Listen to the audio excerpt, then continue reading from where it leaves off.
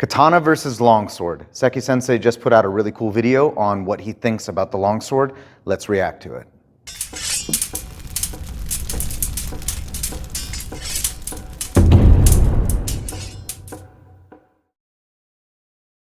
Hey sword friends, I bet you're wondering, where have we been? It's been a few months. We've missed you. We hope you missed us too. We've been building our brand new school and it's been a labor of love. It's taken pretty much all of our communities put together to make this building happen, but it's finally here. And as soon as we're done opening, we're going to be doing things like gear reviews on armor pieces, more swords, more trainers for you guys out there. We're going to begin carrying our own product line on a website as well, such as this shirt. So if you're into things like that, check out our website at www.historicalfightingarts.com. But the video I'm really excited to respond to today is Just Ask Seki Sensei's video on his first time using a longsword.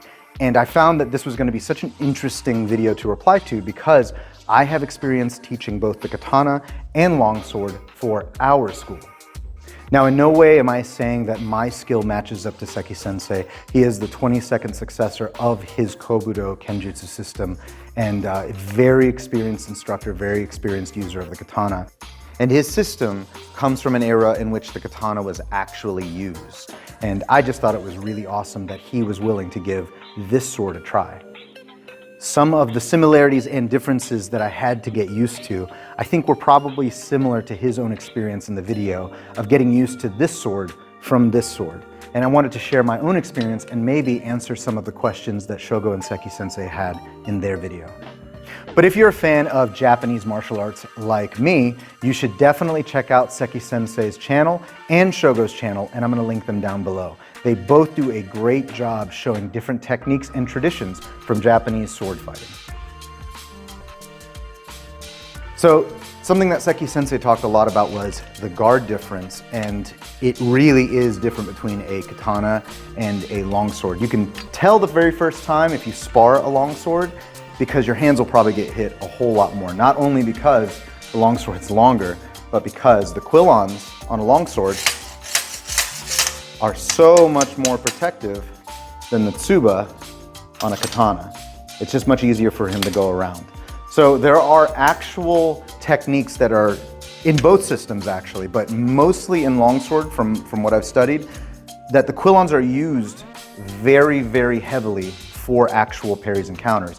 So I'm going to attack AJ with just a high cut to the head. And AJ, I want you to use a technique that would use the quillons to deflect or move me. You ready? If you notice, he's actually using the quillons to gather at this right angle, right at the ricasso. So what that allows us to do with longsword is you can easily move the opponent out of the way.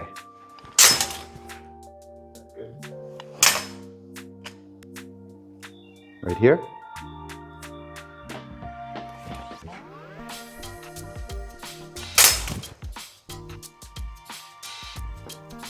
So there are some advantages of having the tsuba. So it's not completely useless compared to the quillons. I believe that's because the katana was used for far more everyday carry than the longsword was. One of the main features of the katana is the ability to carry it both on the battlefield and walking around in everyday life. The katana has a very unique ability to be able to be drawn very quickly from the sheath.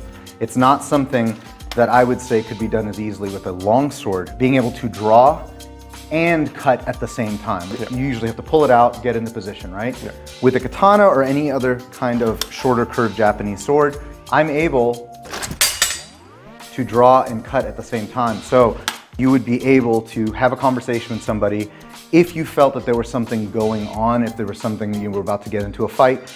If he's using a much longer sword with those larger quillons, it's going to take him 2 steps to draw, get into position. It's only going to take me 1 step to draw and cut at the same time. And I think that that's why the quillons versus the tsuba is not really given a whole lot of credit where credit is due. It does still provide enough hand protection But I think the evolution of the weapon itself, the reason why they're using disc guards, is because the overall usage of the weapon was geared towards more aspects of Japanese life than just the battlefield, which is what I believe a longsword was geared more towards.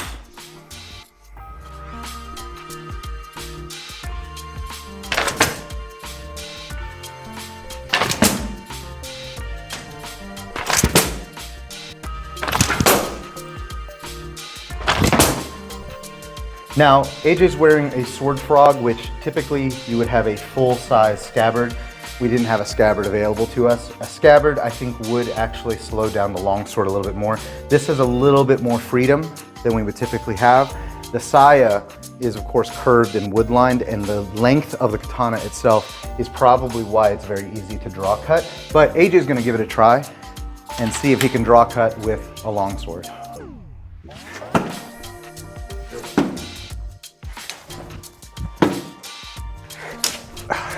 All right, let's know. That was good. Yeah. Good. So we both tried draw cutting from the longsword perspective and the katana perspective. I'm pretty used to drawing from the scabbard, but how was it for you with the longsword? So it was much more difficult. For one, the longsword is meant to be wielded in two hands, not one hand, so it was really hard to get power on the draw cut with one hand. As we saw, I missed a couple times. It was hard to correctly index that blade for the cut from the draw. Just in those few practice cuts that we did, I'm already feeling it in my shoulder. And I've been doing longsword for about a year now, so I'm used to this. It was already exhausting. So when we see the whole katana versus longsword thing happening, a lot of times the guard is where people start giving the most credit to the longsword. And in a peer-to-peer fight, I would have to agree. But people tend to forget why this round guard exists. It's not just because the Japanese couldn't make a cross guard. It's because the way the katana was actually worn was very different than how the longsword was worn and when they were worn. AJ, that was the first time you ever did a bata jutsu draw, right? That is correct. I have never been trained with the katana, and I have never practiced any of the quick draw. This is just to show you how quick a newbie can do the draw. Much faster than the longsword. I was noticing that Seki Sensei was using some of the techniques from the katana when he was showing how he would probably use a longsword. And funny enough, the techniques he was showing are actually valid in longsword fighting. But the way that katanas and longswords properly parry each other is different, and it's mainly because of the construction of the blade. This is a spring steel blade. A katana was a layered blade that typically didn't have any spring, but was a lot stiffer. Here's a good example though of how you would parry with a longsword. The longsword uses the edges, typically the edges, you could use the flat as well, but the edges are used to move the opponent's sword out of the way, just like that. And it allows me to actually create openings and do an attack at the same time. I would use the edge, roll the sword, and have the quillons, the crossguard, protect my hands and my face. And as you can see, once again, gathered on that right angle. Now, because the longsword is indeed longer than the katana on average, AJ is going to have an advantage because he can reach me far before I can reach him. Longer weapons are always just going to have that advantage. What I would lack in the actual size of the weapon, I have to make up for in maneuverability and strategy. So if I try to play the long game with him, it's really not going to be in my favor because every single time I try to move in, he's always going to win. But if I can figure out a way to maneuver around his sword instead,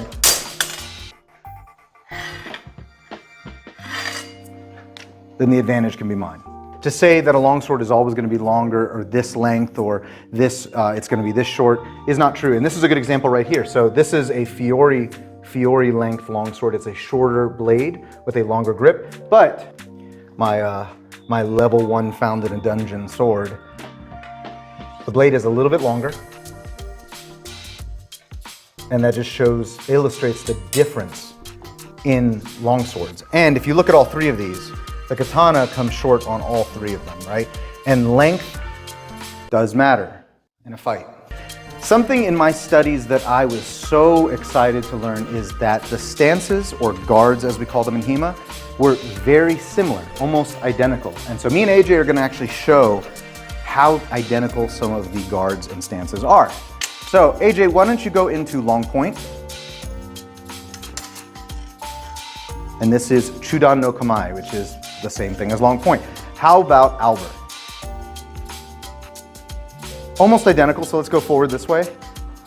Each Ryu does things differently, but I believe this is Gedan no Kamae. Let's go to Hai Vom Tag. Okay, very identical, right? And then now Tag. All right, how about you go to Nebenhut? Very, very similar. Let's face the camera real quick.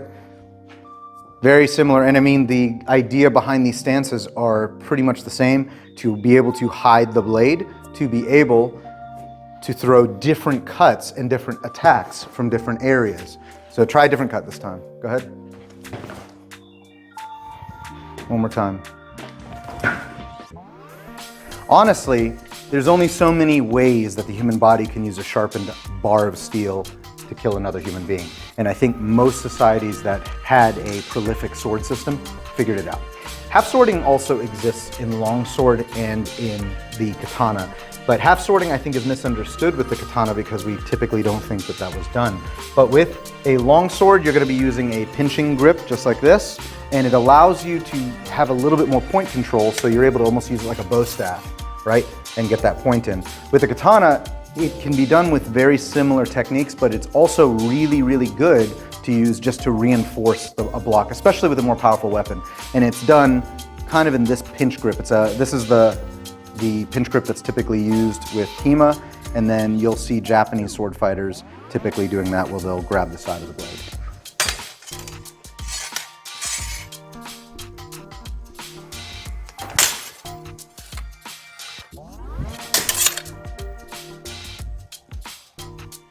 So the katana is built a little differently, and they are more akin to taking a set if they're bent. And because of that, I believe the way that they had to adapt and actually parry is different. Katanas did happen to catch edge to edge because we have archaeological finds of katanas with deep cuts and nicks in them. It just happens if you're sword fighting. But in the different kenjutsu systems I've learned, we try not to touch the sword as much as possible as compared to with HEMA and longsword fighting. And you do that by using either the side or the mune, which is the back of the blade, to parry and throw. Or I avoid altogether making hard contact with the blade. It's less likely that I'm going to beat the sword away and hit it like that. I might do something that's light, such as this, from there, but it isn't a full-on beat. There's a lot more maneuverability with using a katana because typically you're not trying to contact the edge over and over.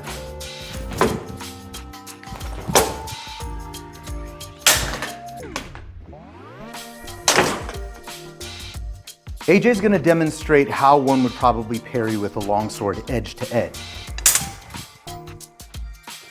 Now, if you notice, AJ is right in line with my throat, and he used a hard beat to the blade edge to edge to be able to displace my sword.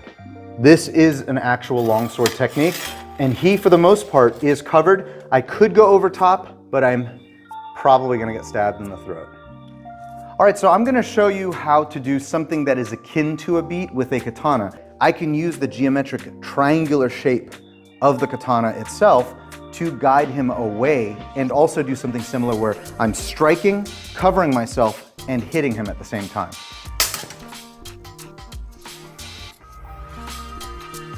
Now, if you notice, right on this side, if you look at the way that the katana is oriented, it's not like this. It's like this. And that's because this is pushing his blade slightly out and still aimed towards his head.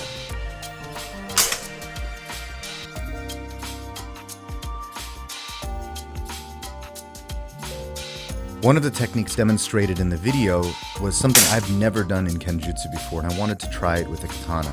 Though this technique utilizes the back of the katana, it seemed like something that we do in longsword, and I wanted to compare the two. In longsword, we have a similar practice called iron gate, where you use the sword like a windshield wiper to block thrusts. It's a little different, but it's same concept. And you can even see that the quillons are being used directly to block the katana. When you did that iron gate block, it moved my sword much less than I was expecting. And I was expecting it to be more offline, but it really wasn't. It was just offline enough. Yeah, and again, it comes back to the construction of the katana and knowing its limitations and also its uses. The longsword, depending on what type of oak shot blade you have, if it's type 18 where it's a diamond section or whatever, there are different thicknesses and different shapes, but the Japanese sword also technically different shapes, but the majority of the katana that we know have that like triangle, shape to it. So a lot of the blocking requires, in my opinion, my studies, way less beating and more using that geometric shape to just move it off center, because ultimately the less amount of motions that need to do to actually win the fight, that's what I want to do, right? I don't want to be doing these big motions, boom, and then coming in, because not only is it going to damage my blade or probably bend it, but I also don't want to telegraph what I'm doing, because if I were to do something like this, yeah, I'm dead every single time. But if I can be extremely small in my motions and still get the desired result, go ahead. One motion does the job for me, and you just have to know how to do it. Small motions kill them, big motions kill you. Something else that Seki Sensei did that I was so excited to see that he did was the casting technique. It's something we affectionately call the push pop in our school, and that is any variation of pushing the hand to the end of the hilt to gain reach. And this is best done in the most deceptive manners possible. I want him to not be able to see where my bottom hand is. I want to create an optical illusion. So as I'm coming in, he thinks that my distance has already been established. And go. And go. And go. It's very difficult to see when I switch off to this position here. And there's so many different ways that I can do that. I can also just do it with my left hand. I can do it slid into the right hand, or I can do what Seki Sensei did, and that was to cast, and that is to do that. And the pommel, he was 100% right when he said that the pommel was optimized for that. It creates a stop for your hand. It is a little more difficult with the katana just because of the tsuka ito. It creates a lot of grip, and there isn't really a stopper like there is on the longsword. But I didn't take this technique from HEMA. I got it from Kenjutsu because it works. And with the katana, it's still extremely useful. And go. But if I throw the cast in there, and that's because I have subverted his expectation of where I'm going to be by changing how much of the blade is forward. I hope you guys enjoyed our reaction to Seki Sensei's video on his first time using the longsword.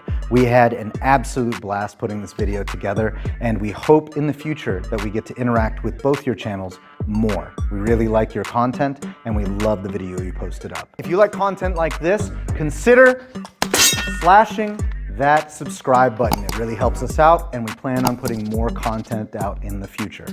But that's all the time I have for today. Have a great day.